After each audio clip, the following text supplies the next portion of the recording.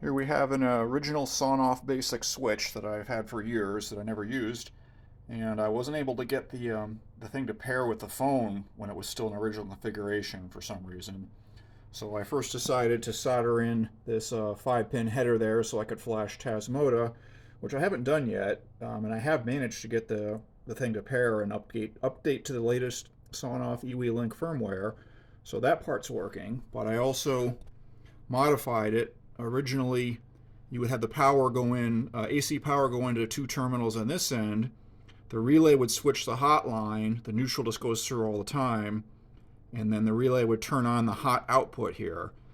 So there was also a few more components over here that takes the AC from, I think, 100 to 240 volts and drops it down, converts it to DC, drops it down to 5 volts to power the relays coil, and then further drops to 3.3 volts to run the computer.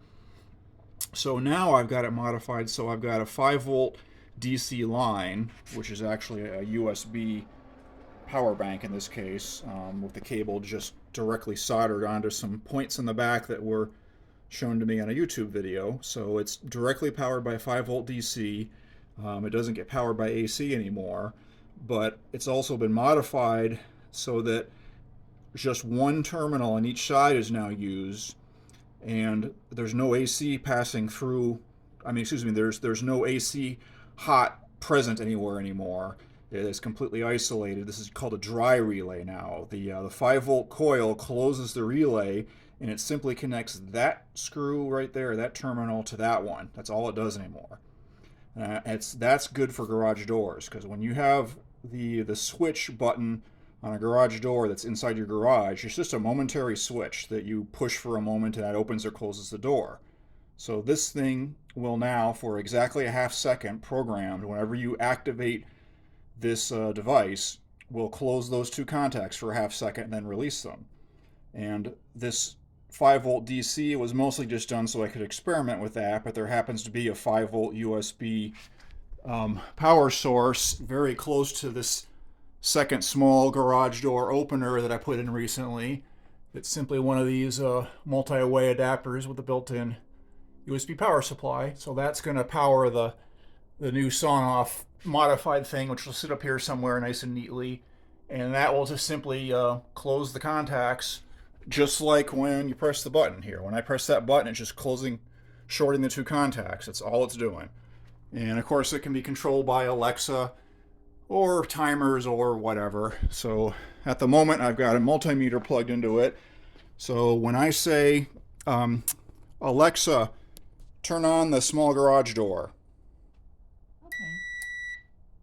Alexa, turn on the small garage door. Okay. That half second beep you heard is just the multimeter in continuity mode. So the half second closing just activates the beeper when the two probes of the multimeter are shorted like that. So it all seems to be working great. I'm probably not going to bother with Tasmota for now on this thing, because it'll do anything I need to with just the stock EWI-Link or firmware, or Sonoff firmware, and it even has a LAN mode in the newer version of the firmware that it now has, meaning in theory the internet wouldn't even be needed to operate this within the LAN. So kind of cool, I guess. This thing was like, I don't know, $4 or $5 originally when I got it years ago. They're very simple, but pretty damn well made, reliable. Oh, also, that big notch in the side here is because I broke out the original neutral line that went from one side to the other, just so there's no chance of kind of screwing up as much if you accidentally use this for its original purpose. I also removed the screws on those extra two terminals, just so there's no way you could lock anything in, so just trying to make it a little safer.